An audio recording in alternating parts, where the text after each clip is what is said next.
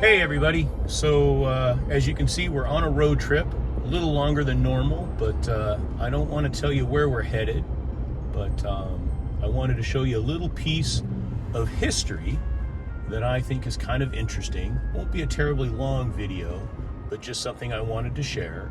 So I hope you'll stick with me. We should be there in a few minutes and it should be interesting. Hey everybody, so today I took a little road trip to Burbank because I wanted to show you the original spot for what would be Disneyland. And take yourselves back 70 years, 1951.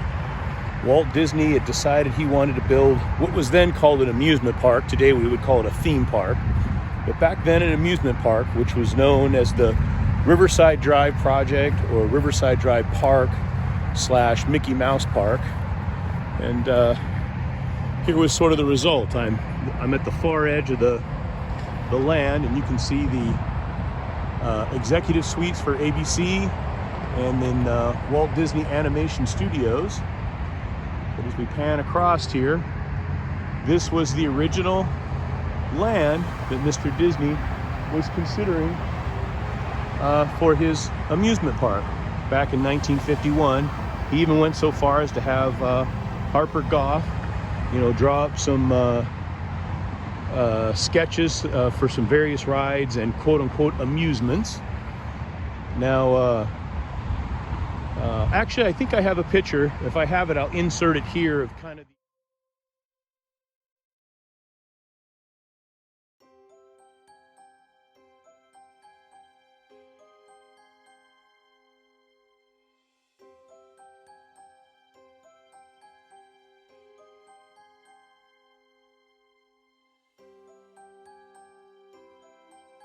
the original sketch concepts for this park. I don't know how many acres this is, but I do know that the buildings behind me there were built on the property originally intended for the amusement park. So we owe a debt of thanks to I guess the city council members of 1951 for saying no to Mr. Disney, because if they had said yes, imagine how much different the world would be, at least for us Disney fanatics. We'd have to come all the way to Burbank, and of course the reality is I think Mr. Disney's vision grew far beyond this small patch of dirt, and Anaheim ended up being the most important location. But I think it's a testament to just because you're told no doesn't mean you stop. You keep pushing forward. If Mr. Disney, when he was told no by the Burbank City Council, had just shrugged his shoulders and said, let's forget it, we'd never have Disneyland or Disney World or Disney Paris or Disney Hong Kong, Japan or Shanghai. So tenacity pays off. But anyway, as you can see, it's in an equestrian neighborhood. I think this is used for horses and things of that nature. Now, back in 1951, that highway there, the 134 highway, was not there. Just on the other side of that highway is the Los Angeles River. So I think one of the reasons the council members said no, beyond the fact that they were thinking more of a carny atmosphere, was people falling into the river, I suppose, although in my experience the river is typically dry. But as I said, this is the original piece of dirt. The only thing that ever got developed on it was ABC Studios there and the animation studios.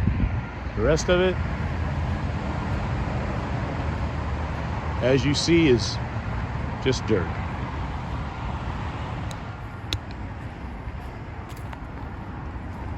So we're on the far edge of the property now. I'm going to say it sort of ends here. This just kind of becomes an equestrian trail. You can see here an overpass of the 134 freeway. And right here is the Los Angeles River.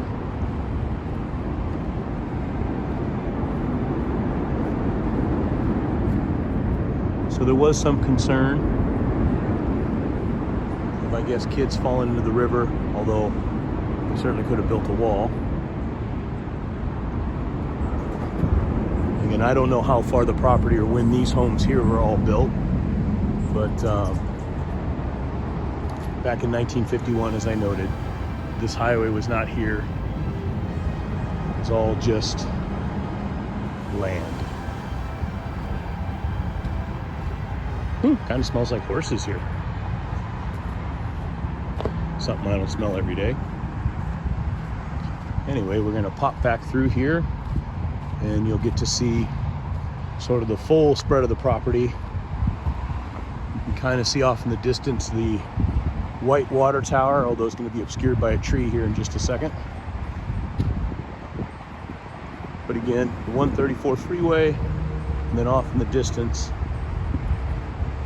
in just a moment, you'll be able to see the animation studios again and the executive suite for ABC there in the distance.